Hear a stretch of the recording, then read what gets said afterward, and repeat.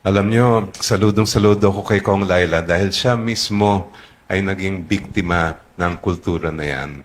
And yet, kitang-kita nyo naman na wala siyang tinanim na galit at ang gusto lang niya ay yung tamang pamamahala.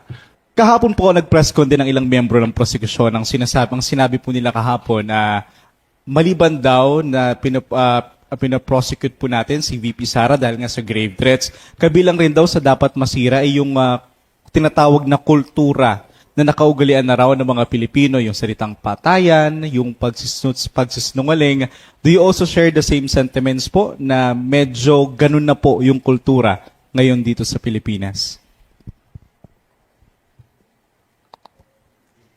Isa nga po dyan, isa sa mga mahalagang punto talaga yan, na yung asal ng isang napakataas na opisyal ng gobyerno, Vice President no less, ang nagpapakita ng ganyang asal. Mga threatening attitude, demeaning attitude, demeaning conduct, na pwede ka bang, basta ka na lang magbanta.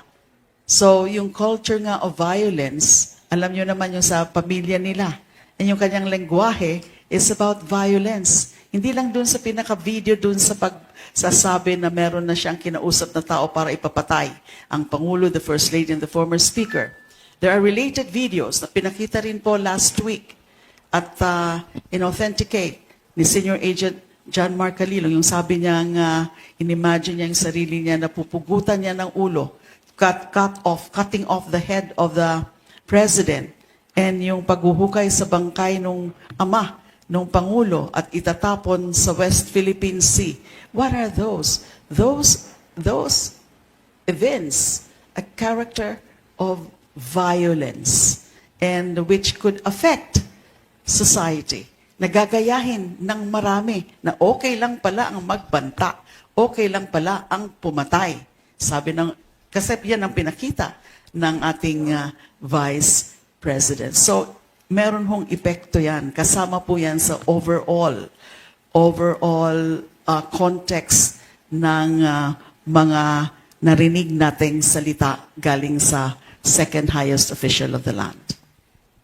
Pero can we say po ba, since si FPRD, ganun din yung mga pananalita, kagaya po sa kanyang anak, can we say na yung culture ng Pilipinas in terms of pagpapatay, pagsisinungaling ay mas lumala po during that administration? Alam nyo, saludong-saludo ako kay Kong Laila dahil siya mismo ay naging biktima ng kultura na yan. And yet, kitang-kita nyo naman na wala siyang tinanim na galit at ang gusto lang niya ay yung tamang pamamahala. Sa tingin ko, malaki yung naging epekto, lalong-lalo na ng war on drugs sa ating kultura. Dahil naging normal yung makita natin yung dugo sa kalsada, naging normal na idaan-daan na umaabot sa libo-libo ang pinapatay.